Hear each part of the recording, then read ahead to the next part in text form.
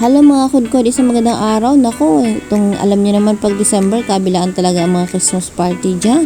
Kaya naman itong araw talagang ito ay super busy. Ayun nga ang aking kapatid kasama ko dahil sa teacher, magbabalot din siya mga loot bag at mga pangregalo sa kanilang Christmas party. At ganun din ako mga kudkod, kaya sumabay na rin ako kasi magbabalot din ako ng mga loot bags sa party din ng aking anak sa school nila at mga papremyo. Dahil nga naman inapag-usapan ng kanilang teacher na ako na lang daw ang magbalot. Ayan, tingnan nyo naman, ang dami-dami talaga niyan. Pero nagmadali kayo mga kudkod dahil magsasara na talaga mga bilihan o mga market dito. Pagkatapos nga pala nito mga kudkod ay iniwan din namin itong pinamili namin at talagang dali-dali kami pumunta ng SM kasi kailangan pang sumakay papunta doon. Ito nga, dito na kayo mga kudkod kasi kailangan talaga namin bumili ng mga panregalo katulad dito mga laruan. At syempre meron din kailangan akong bilhin sa anak ko yung damit. At yung sister-in-law ko nga pala nagpabili din ng panregalo kasi nga pala ay magpa-party din daw sila. Nakabili nga pala ako nito yung kulay green niya na polo shirt. At syempre ito nagpapabalot na rin kami niyan. Syempre sa SM di ba pag bumili ka libre balot na yan. Kaya kailangan natin ipabalot, sayang din naman di ba? At syempre para tipid na oras hindi na tayo magbabalot. O ayan, ang bibilis nga naman ng tagapagbalot dito sa SM. Talaga namang pag ganitong holiday season ay talagang busy sila sa pagbabalot.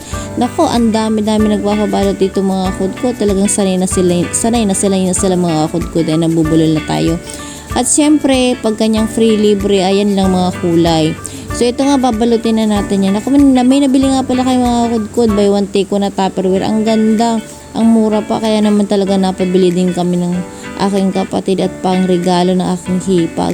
Ito na nga ay pauwi na kami niyan. Nako, nakalimutan namin yung oras. Kailangan na natin magmadali mga kudkod. Dahil yung pinamili namin doon sa grocery kanina ay talaga magsasara na. Kailangan na natin bumalikan yun. Kung hindi, masasaraduan na talaga tayo. Syempre, ayaw na natin bumalik, no?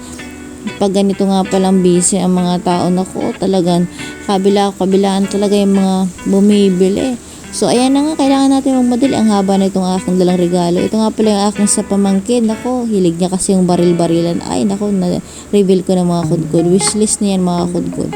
So ayan, alam niyo ba mga kudkod, doon sa Pure Gold, ayan, muntika na talaga kaming masarahan. Buti na lang, nako, isang hila na lang talaga ng security guard, ibababa na yung kanilang roll up.